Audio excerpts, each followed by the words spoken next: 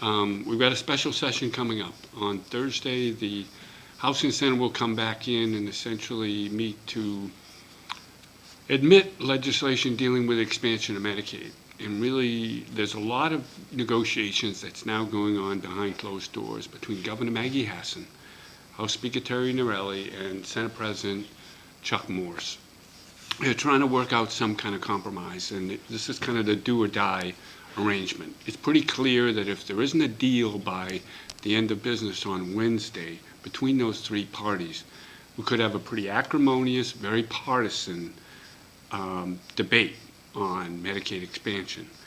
But all the parties continue to talk, which is a good sign, and I think there's certainly a lot of motivation for the Republicans led in the Senate by Chuck Morse and Governor Maggie Hassan, a first-term Democrat, to try and get something done with regard to expanding Medicaid. The real key question has always been here is how much is Governor Hassan willing to move to the middle on this proposal? How much is she willing to allow the private insurance market to cover a lot of these people covered under the expansion? That's really been the debate for months now. Former Senate President Peter Bragdon had the same mantra as Chuck Morse now has, which blocked Medicaid expansion in the past, which is this is an entitlement program that's going to be expensive down the road. And if we're not careful, could bust the state's budget in the future by having 50,000 more lives on Medicaid. It's clear that about 25,000 of those lives probably won't be on Medicaid. They could be in what's known as the Premium Assistance Program, where they keep their private health insurance, but Medicaid benefit wraps around that health insurance and helps pay for their coverage. The question is, what about those other 30,000? How do they get treated?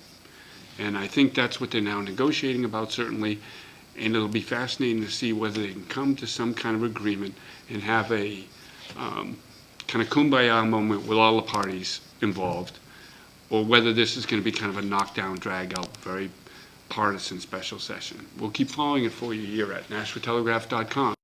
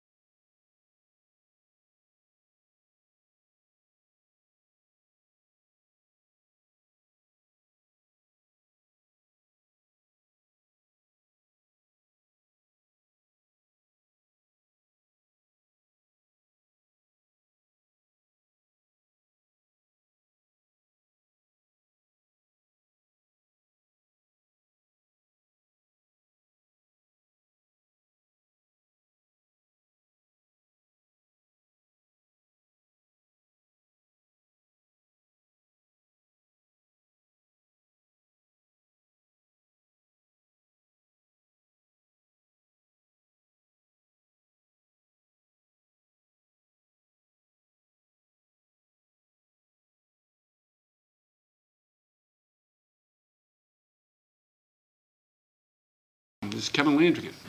Thanks for following me.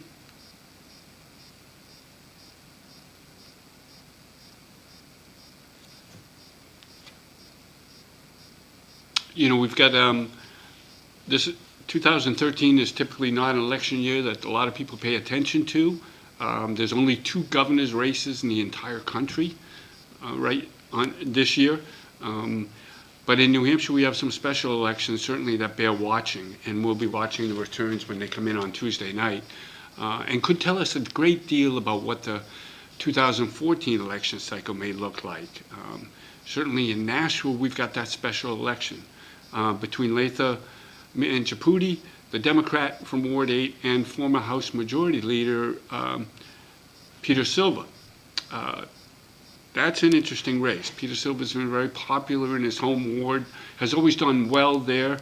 He lost his bid for re-election last November, but did well in his home ward. That election, in the past, he represented several wards. In this particular past election, Democrats did very well, recruited very well, and he came in 4th out of a field of 6 candidates. Really interesting to see if this newcomer can break through and win for the Democrats. The Democrats have had good success in these special elections in the House, for the most part, since November. So, and Ms.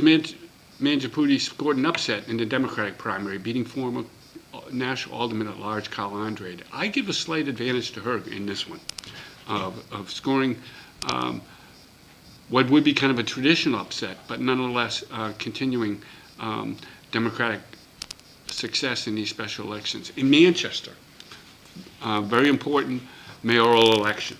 Ted Gatzis seeking a 3rd term.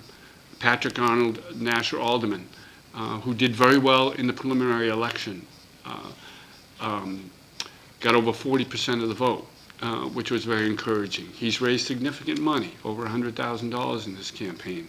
He's got a lot of support of the Democratic establishment. Ted Gatzis is a pretty wily political figure, very hard to knock off. It'll be fascinating to see what happens there. It'll be a huge upset if Arnold were to be elected mayor and beat Gatzis. Is it possible? I think it's possible, but I don't think it's that likely. I think Gatzis will hang on. But we'll know late Tuesday night what those returns are. And on Wednesday and Thursday, we'll be pouring over a lot of the results in many communities, electing city councilors and aldermen, to see if there are any clues to what the voters are thinking about going into the 2014 election.